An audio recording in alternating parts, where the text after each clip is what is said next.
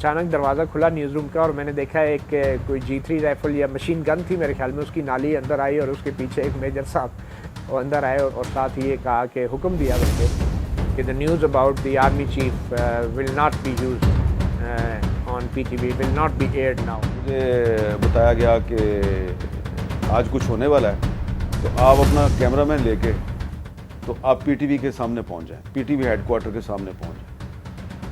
तो मैंने कहा क्या होने वाला है, तो मुझे वो जो साहब थे उन्होंने कहा अगर आपको मैं कह रहा हूँ कि कैमरामैन लेके तो PTV हेडक्वार्टर के सामने पहुंचा तो क्या होता है। मैंने कहा तो इसका मतलब है कि मार्शल लॉ लगने वाला है। तो उन्होंने क्या लगाया तो मुझे समझ आ गई।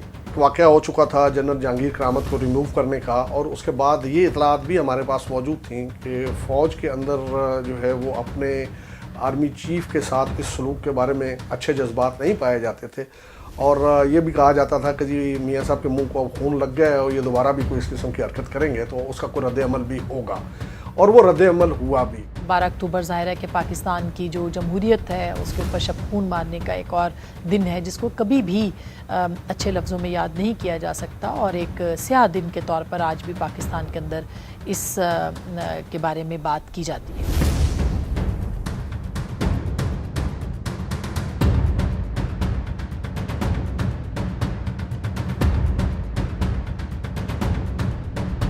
12 अक्टूबर 1999 को ट्रांसमिशन बंद कर दी गई, और ये मेरे ख्याल में PTV की तारीख में पहली बार हुआ कि 9 बजे का ख़बरनामा नहीं चला था उस रात। ये कभी ऐसा हुआ नहीं था, और उसमें फिर सुबह जाके तकरीबन 4 बजे PTV से हमें जाने की इजाज़त मिली। अब तक जनरल मुशर्रफ का एक रिकॉर्डेड जो खिताब था वो भी हो चुका था, जिसमें उन्होंने अनाउंस किया कि फ़ौज ने टेक ओवर कर लिया है। Dear brothers and sisters, your armed forces have never and shall never let you down, inshallah. We shall preserve the integrity and sovereignty of our country to the last drop of our blood. I request you all to remain calm and support your armed forces in the re-establishment of order to pave the way for a prosperous future for Pakistan.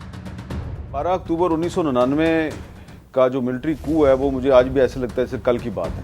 2 truck आए हैं और एक truck में कुछ civilian भी थे और एक कर्नल साहब को मैं पहचानता था, वो सिविलियन ड्रेस में थे। ऐसा लगता था वो जल्दी जल्दी आए हैं वहाँ पे। दूसरे ट्रक में ट्रूप्स थे और उन्होंने PTV हेडक्वार्टर को अबूर किया, गेट फांदे अंदर गए, और अब हमने देखा हमारे आंखों के सामने मिलिट्री कू हो गया और बड़ी आसानी से 2 मिलिट्री ट्रक आए और उन्होंने PTV हेडक्वार्टर पे कब्जा किया।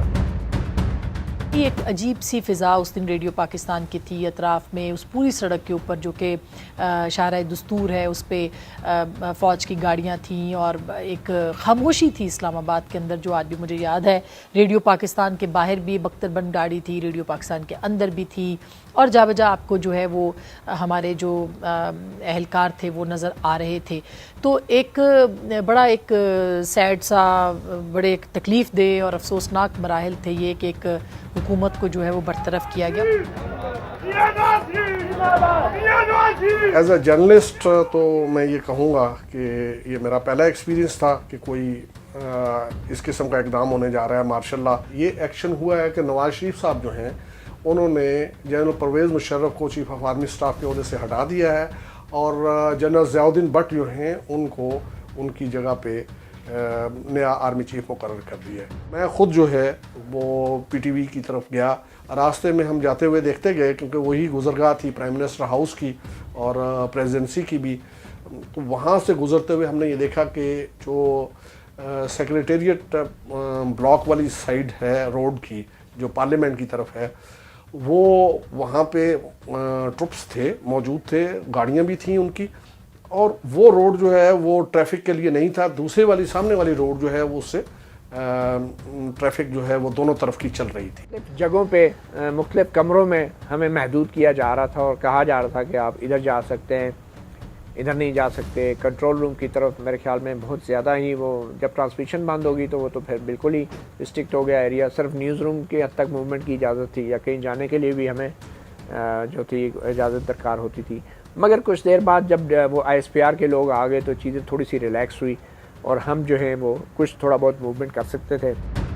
मतलब एक टसल थी कारगिल के बाद जो कि सिविलियन गवर्नमेंट के साथ थी, और जाहिर है कि पॉलिटिकल गवर्नमेंट जो कि मियां नवाज शरीफ बार बार बाद में भी कह चुके हैं कि उनको मालूम नहीं था कि ये ऑपरेशन जो है वो किया जाना है।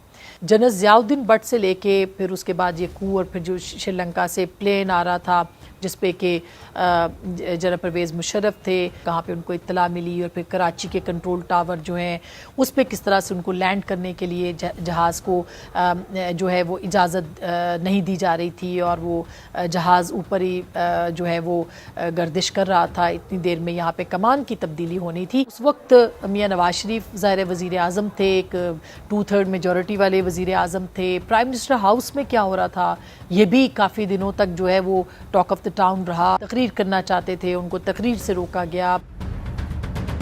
ये वो टसल थी जो वजह बनी जनरल परवेज़ मुशर्रफ के साथ मामलात को ख़राब करने की और होने की, और जो सब कुछ पीछे की कहानी थी वो मंजर-ए-आम पर आ चुकी थी, वो खुल के सामने आ गई थी कि जनरल परवेज़ मुशर्रफ जो हैं वो बाकायदा उन्होंने इक़्तिदार संभाल लिया है, कू कर लिया है और एक जमहूरी हुकूमत को बरतरफ कर दिया। कराची ब्यूरो से हमने कराची की स्टोरी मंगवाई, और इस्लामाबाद में जो हो रहा था वो हमने इस्लामाबाद मैंने भी देखा, मेरे साथ रिपोर्टर भी थे, कैमरामैन भी थे।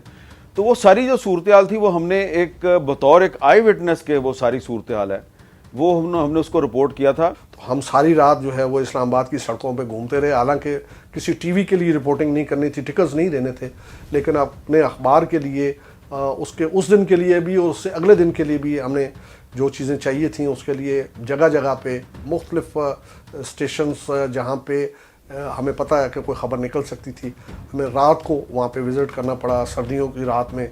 मेरे ख्याल में ये तो कभी स्टोरी हुई नहीं ना ही कभी किसी ने आज तक इसके बारे में बात की, ना ही जनरल मुशर्रफ ने अपनी किताब में इस वाक़े का जिक्र किया। मगर PTV के अंदर जो ये वाक़या था यकीनी तौर पे बड़ा ही बड़ी मैं समझता हूँ एम्बैरेसिंग एक सिचुएशन थी। उस वक्त के हालात वाकई कुछ इस तरह के थे कि जिसमें सब अच्छा नहीं था।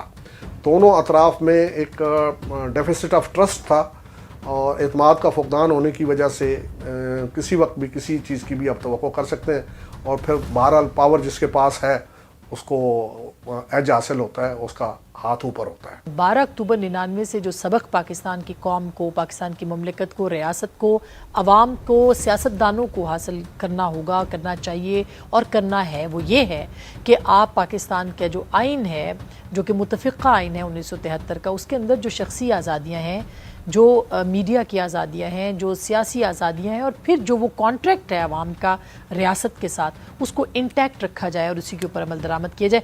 तब कहीं जाके हम 12 अक्टूबर की जो सिचुएशन है या इस तरह के जो आमराना इक़दाम हैं इनके खिलाफ हम कार्रवाई कर सकेंगे। और जब तक जो आइन तोड़ता है उसको सज़ा नहीं मिलती, ज़ाहिर है कि हम आगे का सफ़र कैसे करेंगे। 1999 के मिलिट्री कू से पहले भी मैं यही बातें सुना करता था, और अब 2020 है और अभी भी मैं ये बातें सुनता हूँ।